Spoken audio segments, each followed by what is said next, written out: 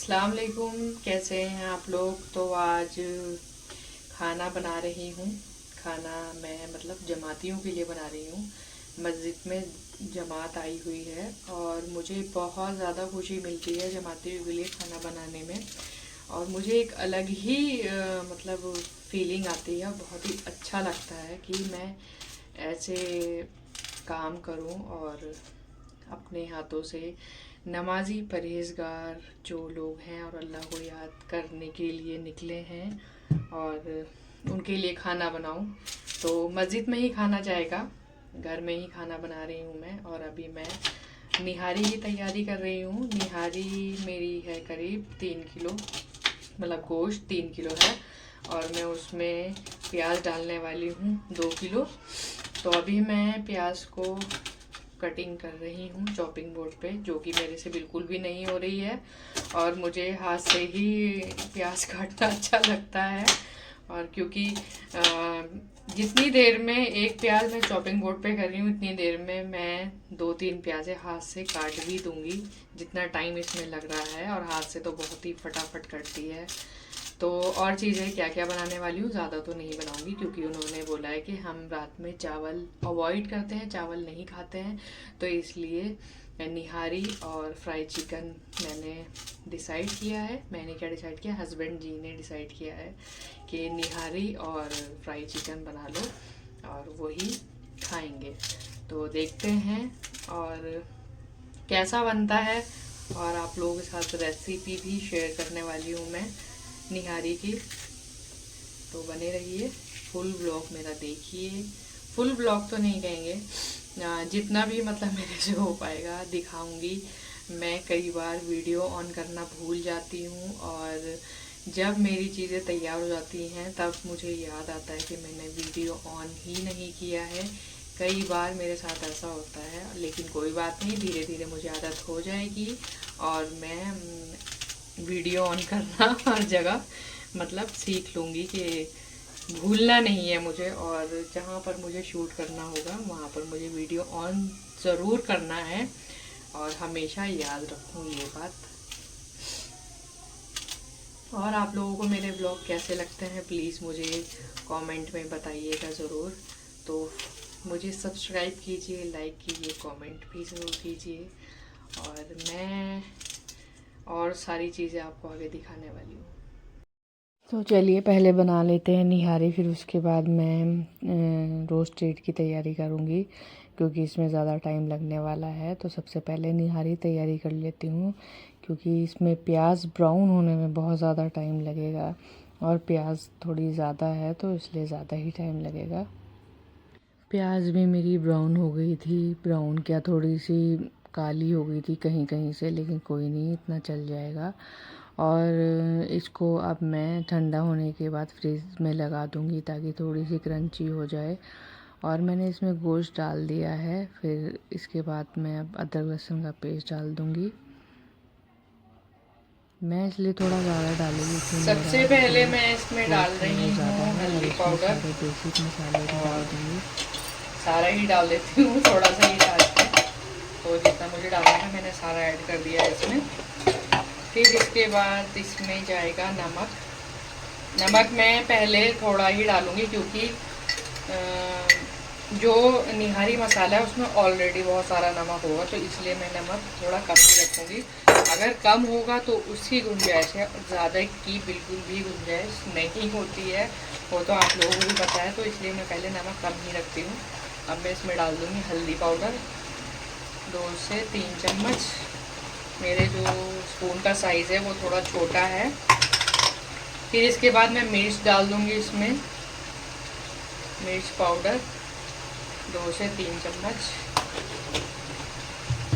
और इसमें मैं डालने वाली हूँ ये नूरी का, सॉरी उल्टा है, नूरी का निहारी मसाला। और मैं नूरी का निहारी मसाला ही यूज़ करती हूँ।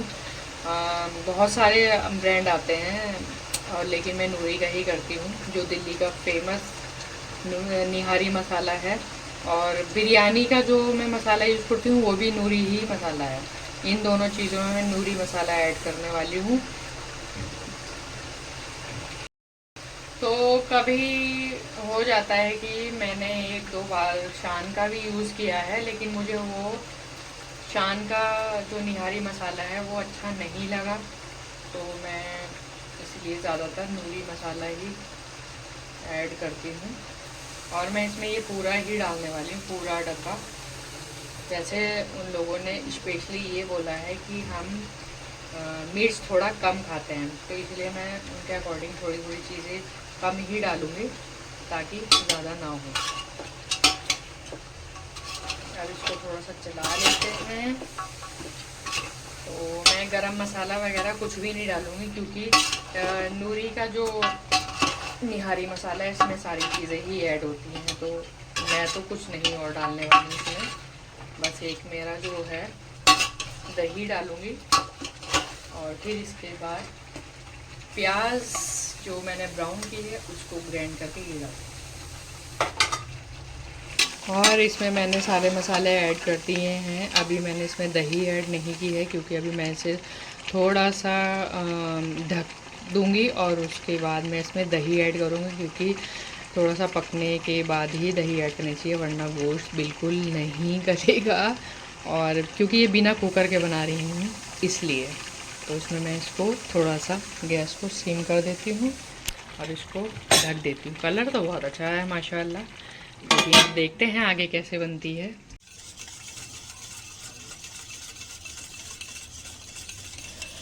तो इसमें ऐड कर रही हूँ अब दही। तो थोड़ा सा मैं इसको फेंट लेती हूँ, फिर उसके बाद डालूँगी, क्योंकि थोड़ी सी मोटी थी। तो पहले ऐड कर चुकी हूँ थोड़ी सी, और थोड़ी सी रह गई थी तो ये भी ऐड कर लेती हूँ। तो मैंने इसमें पूरी 1 किलो ही दही ऐड की है। इससे बिल्कुल भी कम नहीं करनी है, क्योंकि जितना आपका सामान है उसके अकॉर्डिंग ही सारी चीज़ें डलने वाली हैं। तो इसलिए मैंने 1 ही किलो डाली है। अब बस लास्ट प्रोसीजर हमारे रह गया है प्याज, और जो इसमें मैं एंड में डालूँगी वो है बेसन और मैदा, और इन दोनों चीज़ों को मैं मिक्स करके डालूँगी और भून कर डालूँगी। तो वो भी मैं आगे आपको दिखाऊँगी। तो निहारी भी हमारी रेडी हो गई है, बिल्कुल टाइम के साथ और बिल्कुल सही वक्त पर। कोई जल्दीबाजी नहीं किसी भी चीज़ में, कोई अबड़ा दबड़ी नहीं किसी भी चीज़ में। और मुझे ऐसे ही काम करना अच्छा लगता है कि सुकून के साथ सारे काम करो, और मतलब बहुत अच्छे से काम करो। किसी भी चीज़ में कोई जल्दीबाजी नहीं होनी चाहिए, ख़ासकर खाना बनाने में तो बिल्कुल भी नहीं। और ख़ासकर तब जब कहीं खाना बाहर जा रहा हो और मेहमान आ रहे हों, तो बहुत ही सुकून के साथ सारे काम करो। मुझे तो सुकून के साथ ही अच्छा लगता है, तो मैं इसलिए जल्दी जल्दी कोई काम नहीं करना चाहती हूँ। और मतलब अपना जो काम की शुरुआत करती हूँ ऐसे टाइम से करती हूँ ताकि मेरे काम सारे टाइमली हो जाएं। और यहाँ पर अब मैं चिकन फ्राई की मतलब रोस्टेड की तैयारी कर रही हूँ, और इस मसाले को मैरिनेट करके रख रही हूँ।